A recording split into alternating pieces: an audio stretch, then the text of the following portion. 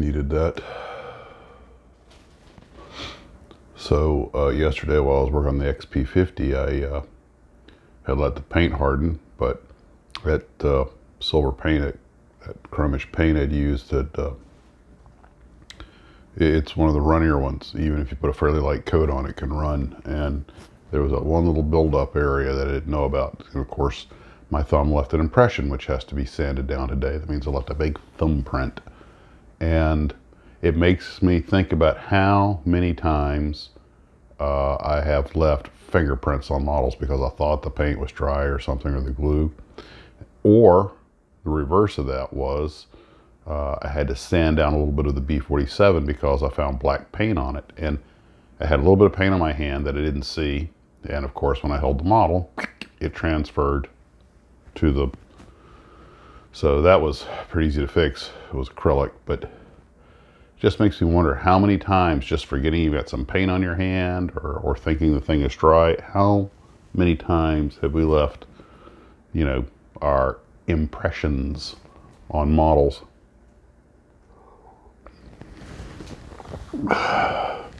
And in a relation to that is, how many times the decal will stick to your finger better than it will stick to the model? It's like the world is made up of stickiness that faces the wrong direction. That's one of the things about really good decals. Really good decals slide on the model and stay on the model.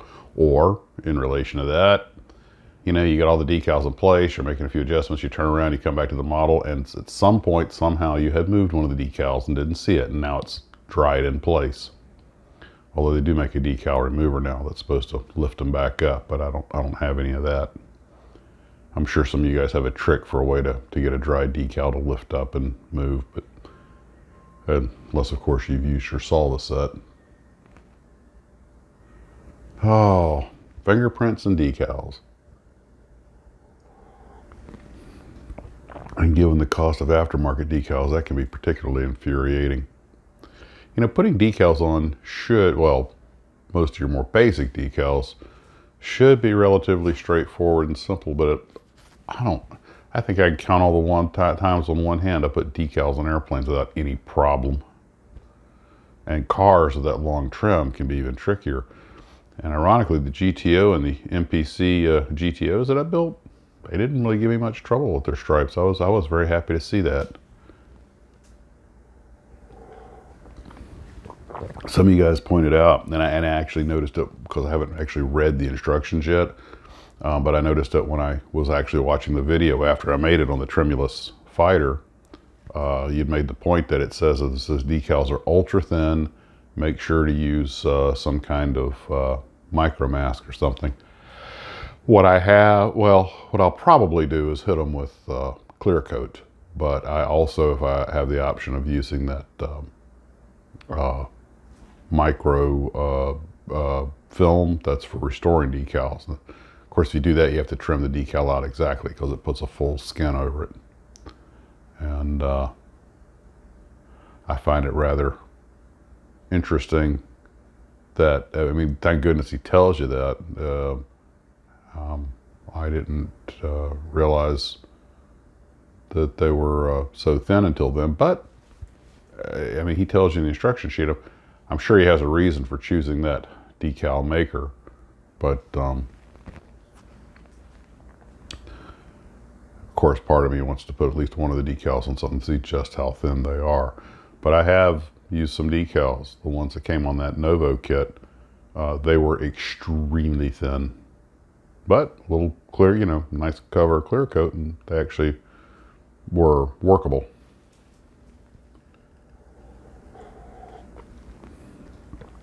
Oh, decals, man.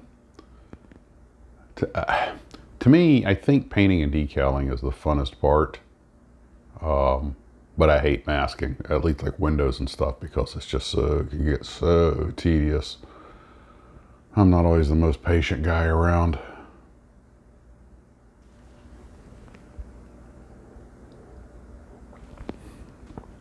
Or you get everything in place, and for me, one of my big problems, and I'm sure not the only one, is when you're decaling or painting is handling the model, you know, either too soon, or you think you've got, oh, I've got this great place I can grab it where there's no paint, no decals, where I can manipulate it.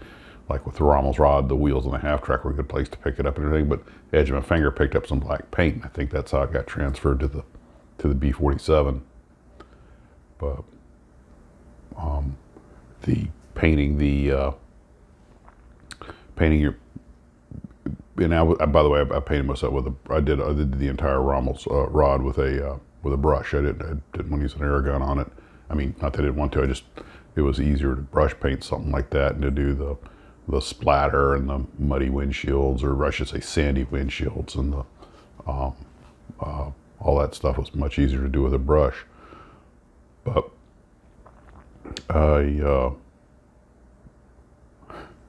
the more I use a spray gun, the air gun, of course, like anything else, the more you use it, the better you get at it.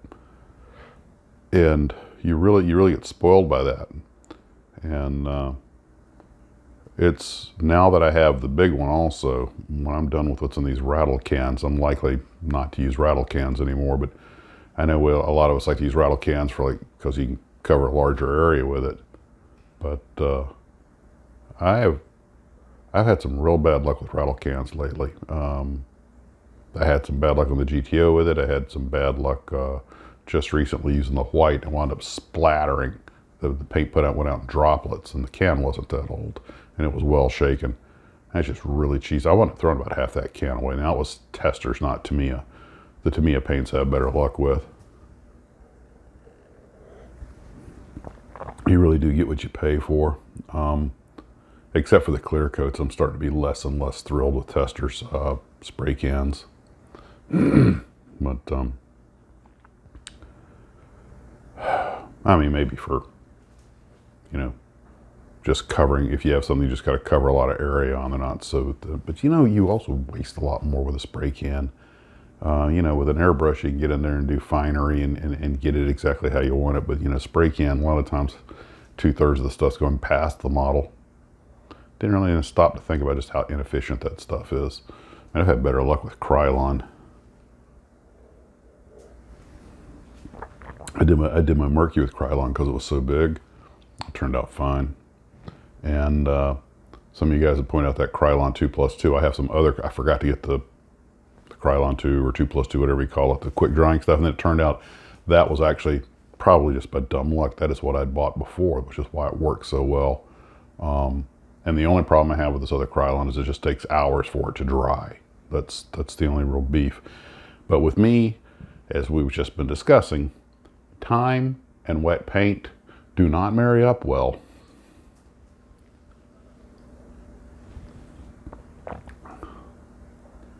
But you guys have definitely, I've been reading the comments, you've definitely broken down to the acrylics crowd and the enamel crowd. And I see real advantages to both of them. I'm using more acrylics now than anything else, probably just because of convenience. They're easier to clean, and they dry very quickly. But especially, well, it depends on the color. Something like black, they all work pretty well. But enamels have their own advantages. One of them, they don't dry and gum up the gun so quickly. And of course, being an enamel, once it's on the model, you really don't have to worry about it getting scratched off. And acrylics, until you get your clear coat over it, that's always a possibility. But I just like the idea to be that I can put it on there, and 15 minutes later it's pretty much bone dry, unless I put it on too heavy, which I have been known to do, especially with a brush. But I think it's probably a little easier to build up with acrylics, because since it has such a quick dry time, you can put on a light coat and let it dry. See, let's put on a little more. But the penalty you pay for that is that, let's say I'm going to put on some, I'm going to hit it with some acrylic. Okay, what's left goes back in the bottle, Now I have to clean the gun, though. If I'm going to come back in 20, 30 minutes, I have to clean the gun. If I don't, I can put some spray through it, just shoot some isopropyl through it and clean it out. and that will probably do it. But if there's some in there that I didn't get out, in that 15 minutes, it'll harden, and next thing I'm stripping the whole freaking gun down to get it apart. Enamels, just since they don't dry that fast, it's just not such a problem.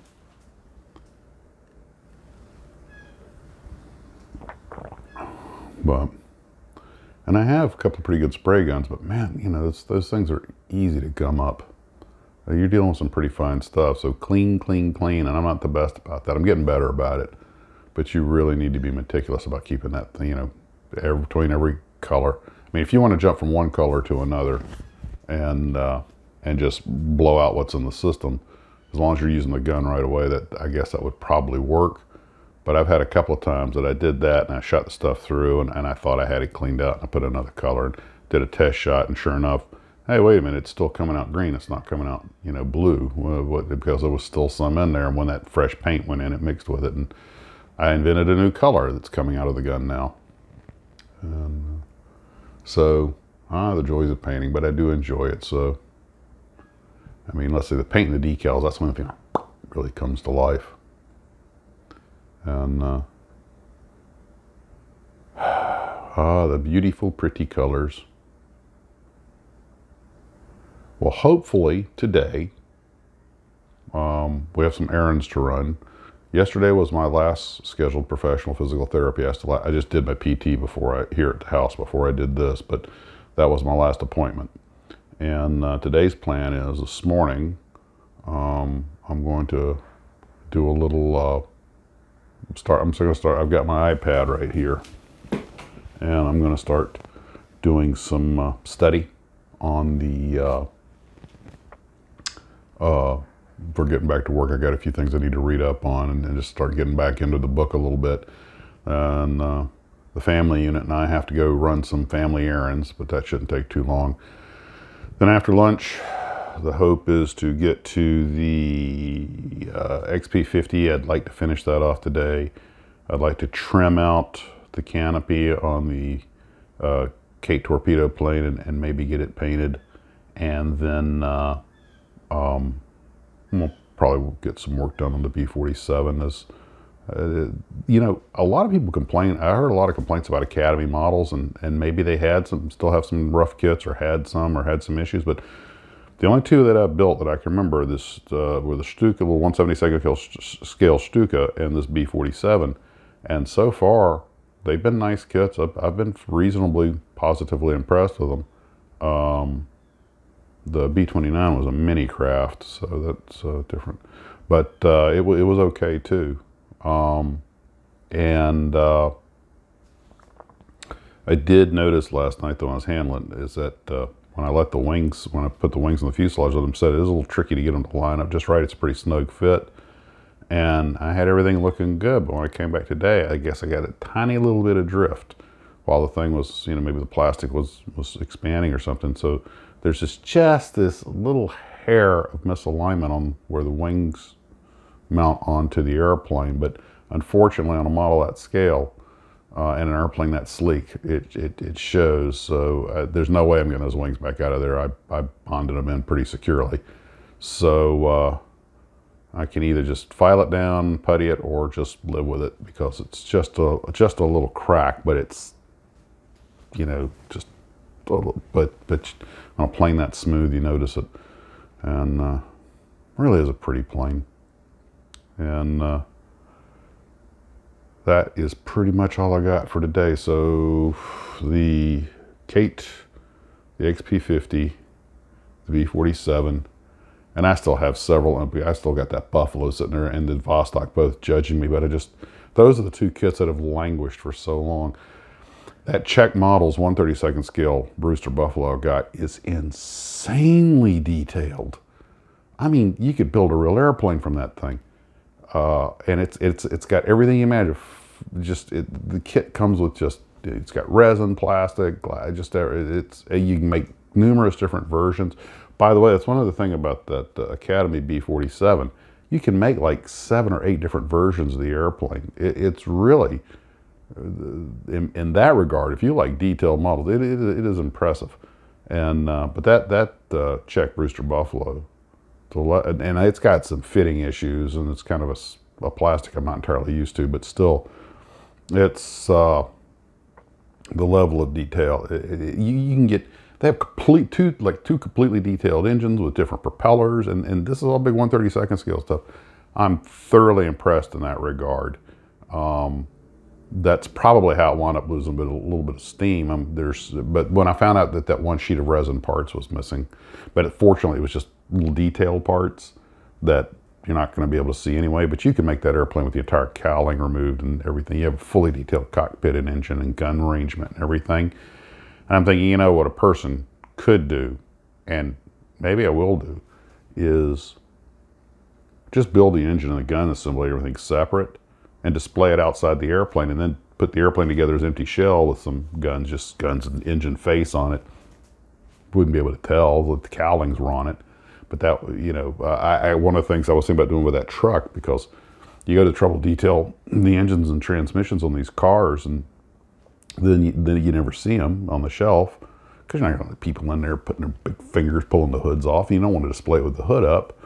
And I'm thinking I might start displaying the engines and transmissions beside the car and have it hollow inside. And I was thinking with the truck, I could actually put the engine and transmission in the back of the truck, like he's picked up a new engine and transmission, you know, taking it to a show or something, like he's transporting it. So I might do something like that so you can see the engine, transmission, and the truck. And that way it has a little payload, might look cool. So that's just me. You make it what you choose it to be. Well, I will see you guys this evening. Oh yeah, and I do want to start getting some footage if the weather holds and everything, because, you know, you guys know we've been having that. We've just been getting rain and wind here in Florida. We've been doing okay, but I want to start getting some footage for the for the season finale on Sunday. And right now, I checked the football schedule, and yeah, there's football games all day. So if you guys want to watch football, hey, I totally get it, man. But the thing will be uploaded when I'm done. But right now, the tentative plan is Sunday live stream, 4 p.m. East Coast time, provided nothing unforeseen should occur. I'm not putting a time limit on this live stream. I'm still trying to figure out the things I want to do on it. And since I can't read the comments, a thought that just popped in my head might be the possibility of, if you post a comment, I guess, oh yeah, you know, I suppose you could copy an email to them, and I could be checking my email at the same time, but because they only stay up here for a little while on this phone, I gotta be real close to read them. Facebook also has a live feed function, and something I thought, if I can get it to work, if you go to the Max's Models Facebook page, I did about a 5-second test. What I might see about doing is live streaming on YouTube and Facebook with my iPad and my phone, and live stream on both of them at the same time. So I think Facebook, you should be able to leave messages that I could read. So that's a possibility. I don't know what the lag time on them is, but you know, be a double barrel live stream. And I'm considering the possibility of building a model in real time or something like that. And we'll just see how it goes. I'll figure out something. And well, guys, we'll see you this evening. And you see, when I'm done with this, I got to go edit it. And I mean, I could just send it straight up from the phone, but I'll probably go spend it. And it could take an hour to edit this thing, depending on how much I put in there and everything. This one, there probably won't be much. You know what? I guess this one I can just upload this straight from the phone. There's nothing. There's this episode. I'm not talking about anything that I need to show pictures of, so I don't really need any fancy editing on this one. But somebody, and a couple of you guys have made the point, the nice thing about the live stream is when you're done, you're just done. You can go work on your models or whatever. But when you when I talk about things I want to show you pictures, of course, I can spend over an hour editing, depending on how much my computer acts up. So this I think I just upload, but well, we'll see how the edit and the live stream and everything goes. I'll probably do some rehearsals. I was going to say maybe I would do a live stream tonight, but I don't know what time I'm going to do it. So depending on how things are going in the shed,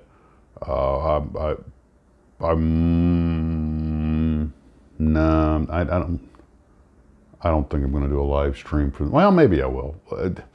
Thing is, the problem with the live stream is obviously it's live. If I say something stupid, which I am prone to do, you know, whoops, no, I can't call that. Can I reel that back?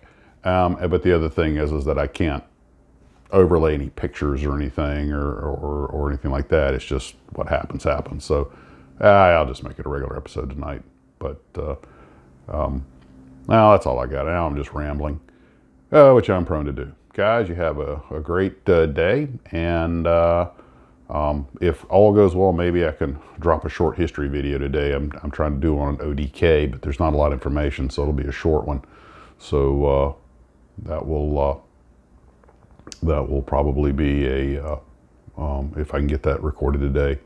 And Andy and I are still working on more episodes of the Aurora Files. So we will see you guys tonight. Have a wonderful evening, and build on.